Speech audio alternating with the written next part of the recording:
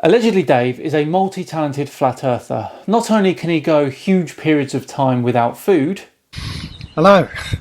So, day one of the Great Breatharian Experiment.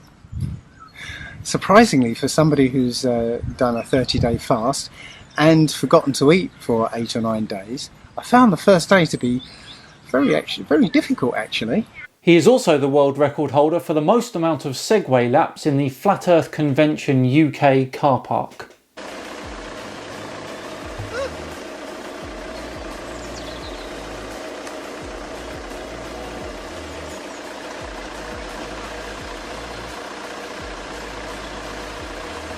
And of course he's the guy that does this.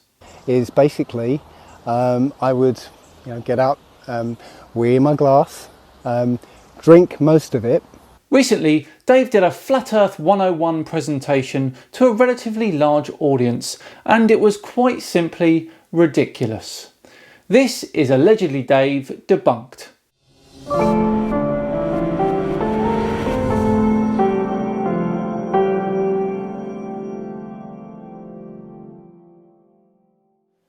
Hello all and welcome along to another episode of Flat Earth Friday with me, Simon Dan. Thank you very much for joining me.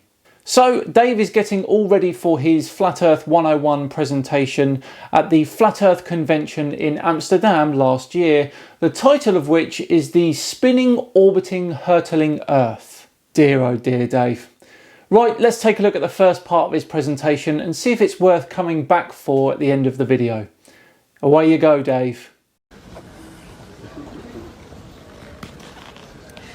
Hi. I'm Dave. Hi Dave. And I'm a flat earther.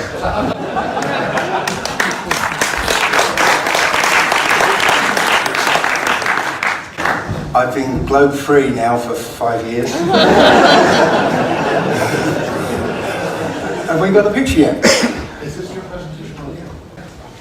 Okay, so I've been doing a little series of videos called Flat Earth 101, where I kind of delve into a particular topic and just try and cover it comprehensively.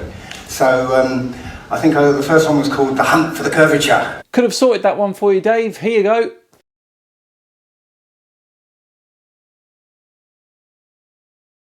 Yeah, and the second one was called The Gravity of Dropity. I see what you've done there, Dave. So this one is actually called The Spinning, Orbiting, Hurtling Earth. Okay, so I'm going to be talking about Earth's motion. Isn't this just tragic? I genuinely stopped here and thought, here's a guy who knows nothing about physics or astronomy and he's giving a lecture on Earth's motion. And people are watching him, probably paying for the privilege as well. Dave immediately gets sidetracked talking about the dangerous health effects of airport scanners, and apparently he doesn't use them. Even though the amount of radiation you're exposed to is the same as the normal daily amount of background radiation. Absolute nonsense. We'll skip to the end of that bit. Seriously, yeah? People, I just watched all these sheep behind me just go... and I was told, during this process, that from next year or 2021, it's going to be mandatory. You're going to have no choice. Yeah, you are going to have no choice but to be irradiated every time you fly. It's obviously lost on Dave that if you choose to fly, you're radiated anyway. Well done, Dave. That's what I'm standing up for. So,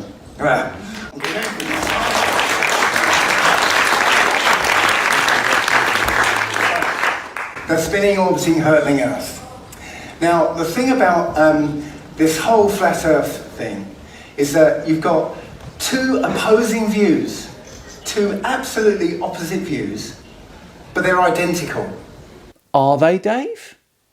Yeah, when you look at them, they're identical. So it's just like this.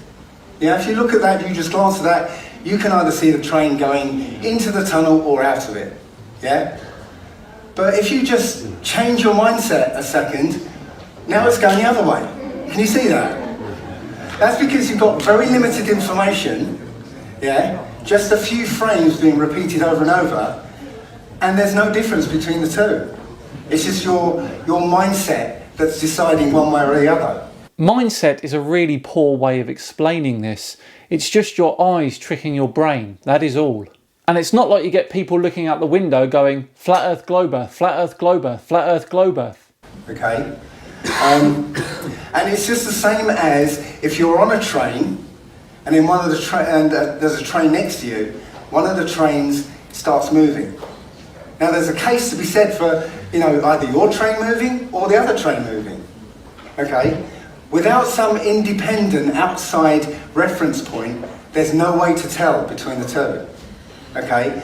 Now that's the same with the flat earth and the round earth idea, because it's only a philosophy that gives you one view over the other. Yes, but Dave, in your analogy, in reality, one of those trains is moving, the other one isn't, regardless of what your brain is telling you. That is similar to the Earth thing because it is a globe, regardless of what your brain is telling you. Yeah, they've given you this idea of, this huge cosmology, and you add that to this idea that, it could go either way, and now you've got a bias towards one and not the other. So I'm going to be, maybe I'll highlight the times when you've got a train situation, okay? So this is my favourite physicist, and I didn't know I had to start this manually.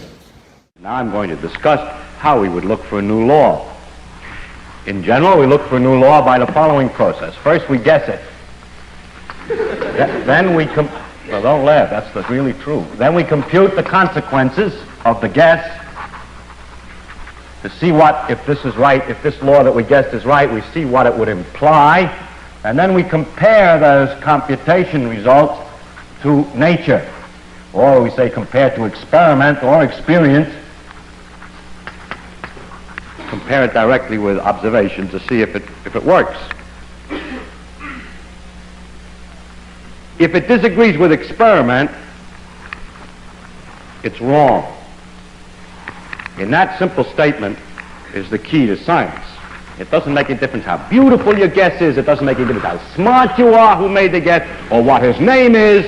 If it disagrees with experiment, it's wrong. That's all there is to it.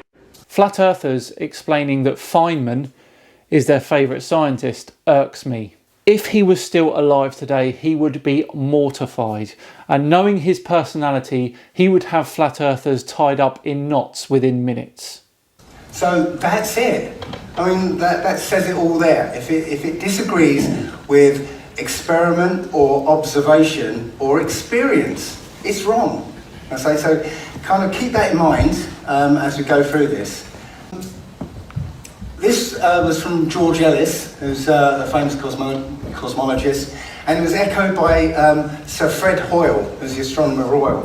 He said that I can construct you a spherically symmetrical universe with Earth as its centre, and you cannot disprove it based on observations. Which means that the heliocentric model and the geocentric model are identical. It's another train. Except they aren't. Okay, they're identical, and it's just philosophy, as he says here, using a philosophical approach that distinguishes between the two. Okay, so you can see here are the two models. Now, the heliocentric, okay, is identical to the geocentric. Dave, they are not identical. Besides, your geocentric model is not correct. If you are familiar with the history of astronomy, the model that you are showing there is a version of the geocentric hybrid one that Tycho Brahe believed in.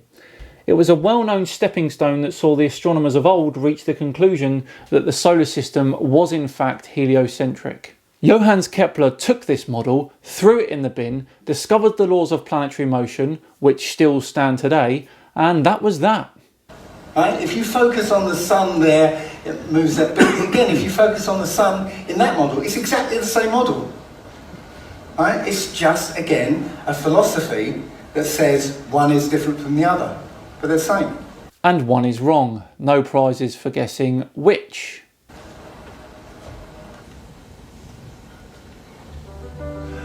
So we're told that the motion of the stars is what proves that the Earth is rotating. And this is interesting. This video is from, I think it's like Argentina or somewhere right down on the, at the tip of South America. Here comes the Flat Earther research. And you can see it's rotating anti-clockwise, but the centre is way below the horizon, which is what you'd kind of expect. And in a minute it's going to sort of flip around, the camera's going to move around. And you only catch it for a moment, but so now the camera's moving, and you only catch it for a short amount of time, but again, the axis of rotation is down near the horizon. This is down, way down south. So you only catch it for a second, but it's like down there and near the horizon. So how can that be? I'll tell you how, Dave, because these telescopes are not on the southern tip of South America. This is the very large telescope on top of a mountain called Cerro Paranal in the Atacama Desert of northern Chile. It is located here. This is at a latitude of 24 degrees south. That's closer to the equator than we are here in the UK. That is why the rotation of axis is so close to the horizon. Classic, absolute classic flat earth research there. Because where we are, okay, when you look up at the North Star, it's like up there from where we are, okay? Because we are at around 50 degrees north, Dave. So you should see the same from the southern side. Does that make sense? No, Dave, because you haven't got the foggiest clue about anything you're talking about. Yeah, funny that, isn't it? No, what's funny is how cringe this is, thinking you've caught out the heliocentric model when the whole time you're talking about telescopes that are nowhere near the South Pole. Anyway, so the motion of the stars is what we're told proves that the Earth is rotating. And I've said this before, that, Earth's axis is always seems to be pointing at Polaris. Well, it is at the moment. And the 1,000-mile-per-hour spin of the Earth is what's causing the stars to look like they're moving around us. But any small change in Earth's position would mean that the pole would not point to Polaris, which is 2 quadrillion miles away. You've literally debunked yourself with that comment, Dave. It's 323 light years away, which is why it doesn't appear to move much. That, as well as the fact that we are both orbiting the galactic centre at similar velocities. Wow, doing my job for me, Dave. Thank you. I think we've done enough to discredit Dave here, don't you? Wow, what an absolute mess. If you want me to continue looking at Dave's presentation next month, then please do let me know in the comments. I do hope you enjoyed it today. If you did, then a like and subscribe would be thoroughly appreciated. I have been Simon Dan. Have yourselves a fantastic weekend, and I'll see you on Tuesday, where we'll be looking at a quantum eraser. See you all then.